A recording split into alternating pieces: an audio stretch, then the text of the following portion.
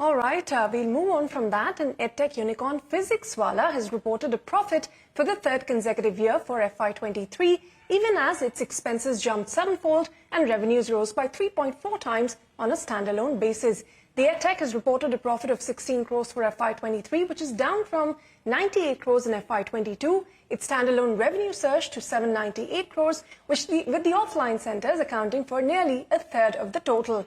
Paid enrollments also went up to 24 lakhs. It also had raised about $100 million in the financial year and acquired 8 companies. And it says that revenues from those of about 500 crores will reflect in its FY24 financials. So let's bring in Prateek Maheshwari, co-founder of PhysicsWallah, to join us on the show to discuss these numbers. Prateek, welcome back on Startup Street. Thanks very much for your time here. A third consecutive year of profits for you.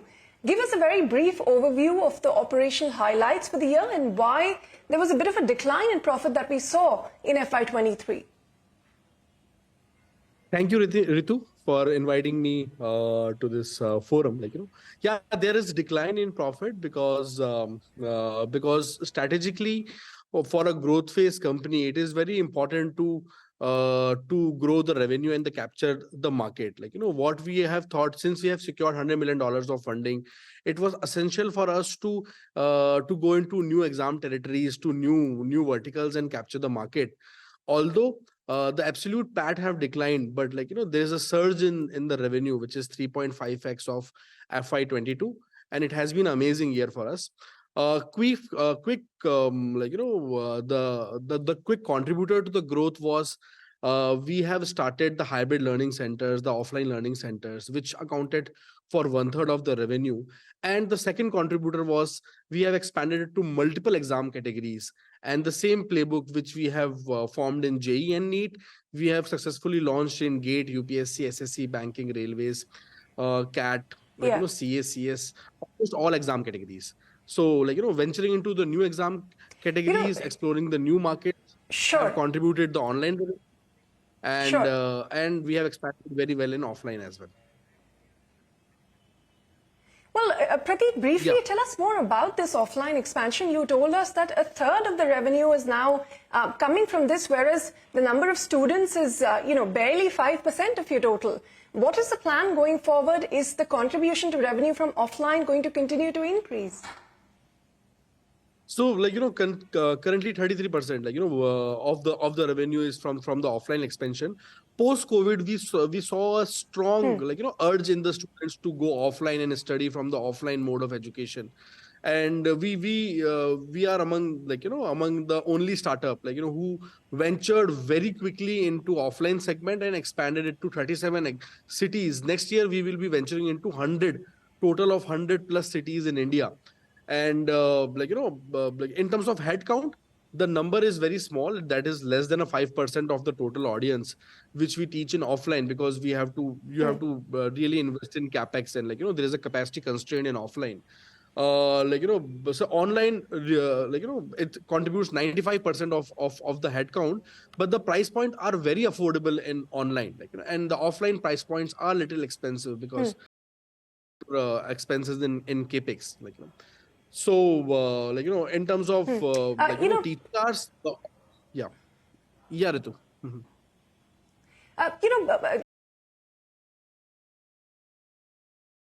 During the year, I'm just trying to get a sense of, for an edtech company, over the longer horizon, how much contribution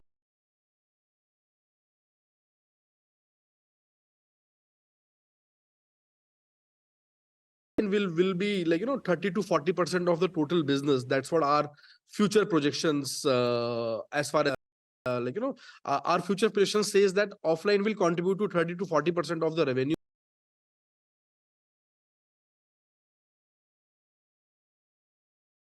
%, more admissions, as compared to the last year, So in terms of headcount, in terms of revenue contribution, online will.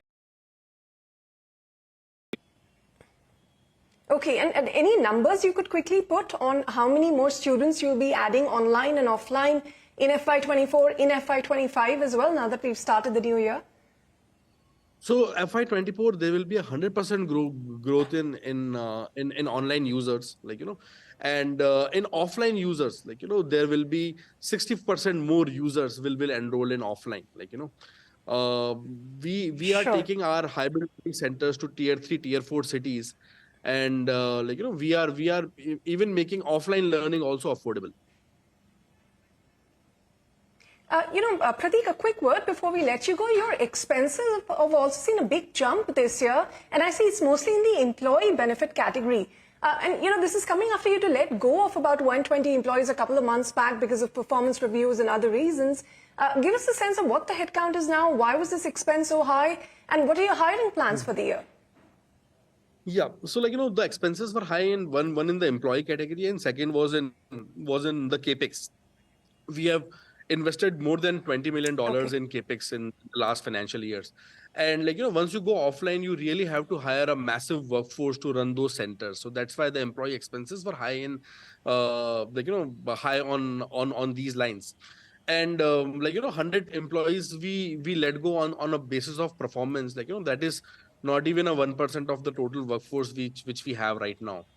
And we do have a hiring plans. Like, you know, we are planning to hire 1,100 more employees in next 6 months.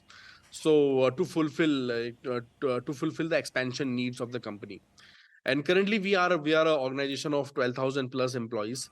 So like, you know, that just stands for PW. Like, at a group level, we are 15,000 plus family.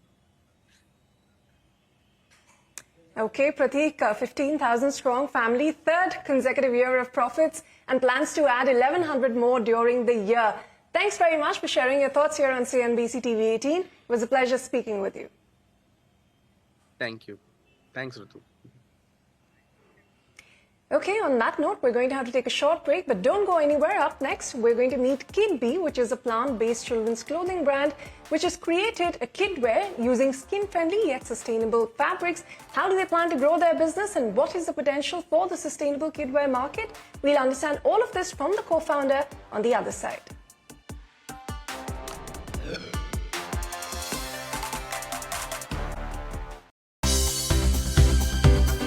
For more news and updates, all you need to do is follow CNBC TV18 on all of our digital platforms.